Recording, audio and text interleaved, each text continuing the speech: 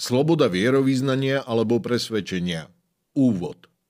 Toto je prvá z 8 prezentácií, ktoré sa zaoberajú tým, čo zahŕňa ľudské právo na slobodu myslenia, svedomia, vierovyznania alebo presvedčenia a či a kedy môže byť obmedzené. V tomto krátkom úvode sa najprv zamyslíme nad tým, kto alebo čo je chránené ľudskými právami a aké práva nám dáva sloboda vierovyznania alebo presvedčenia. Na začiatku by som vám rád položil otázku. Ktoré náboženstvá sú chránené ľudským právom na slobodu vierovyznania alebo presvedčenia?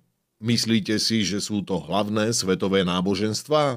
Alebo sú to všetky náboženstvá vrátane malých alebo neobvyklých náboženstiev? Alebo sú to možno všetky náboženstvá a všetky druhy presvedčení?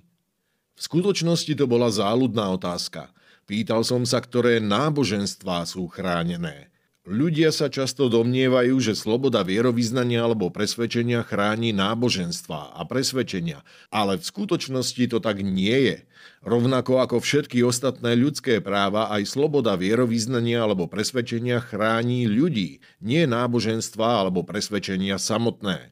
Sloboda vierovyznania alebo presvedčenia chráni ľudí, ktorí vyznávajú alebo praktizujú staré náboženstvá, nové náboženstvá, náboženstvá, ktoré sú v danej krajine tradičné a náboženstvá, ktoré v danej krajine tradičné nie sú.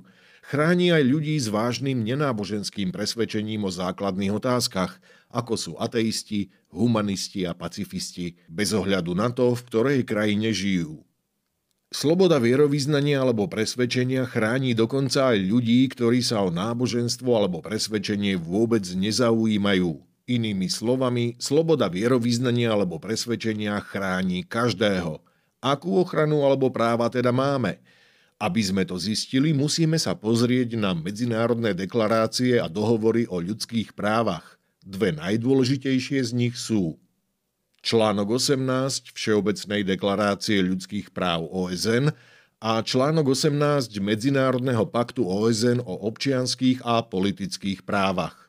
Zatiaľ, čo deklarácie OSN vyjadrujú politické zámery, pakty a dohovory OSN sú právne záväzné. Pozrieme sa na znenie paktu o občianskych a politických právach. Článok 18. Každý má právo na slobodu myslenia, svedomia a vierovyznania. Toto právo zahŕňa slobodu mať alebo prijať náboženstvo alebo presvedčenie podľa vlastného výberu a slobodu prejavovať svoje náboženstvo alebo presvedčenie osobne alebo spoločne s inými, verejne alebo súkromne, bohoslužbou, zachovávaním obradov, vykonávaním obradov a vyučovaním. Nikto nesmie byť vystavený nátlaku, ktorý by obmedzoval jeho slobodu mať alebo prijať náboženstvo alebo presvedčenie podľa vlastného výberu.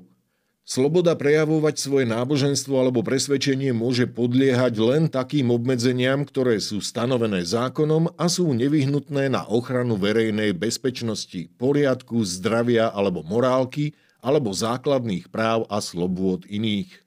Štáty, ktoré sú zmluvnými stranami tohto paktu, sa zaväzujú rešpektovať slobodu rodičov a prípadne zákonných zástupcov, zabezpečiť náboženskú a mravnú výchovu svojich detí v súlade s ich vlastným presvedčením. Čo to teraz znamená v praxi pre chránené osoby? Aké práva máme? Rád by som vám predstavil 7 tém, ktoré poukazujú na práva, ktoré poskytuje medzinárodné právo v súvislosti s vierovyznaním a presvedčením. Prvé dve tvoria jadro práva na slobodu vierovyznania alebo presvedčenia.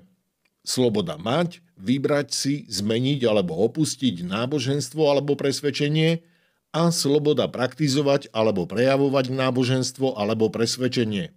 Okrem toho máme právo na ochranu pred nátlakom a pred diskrimináciou v otázkach náboženstva alebo presvedčenia. Práva rodičov a detí týkajúce sa náboženstva a presvedčenia a právo na výhradu vo svedomí. Ďalším kľúčovým prvkom slobody vierovyznania alebo presvedčenia sú pravidlá o tom, či a kedy možno poskytnuté práva obmedziť. Na nasledujúcej webovej stránke nájdete krátky film o každej z týchto tém s podrobným pohľadom na to, čo dané právo znamená v praxi.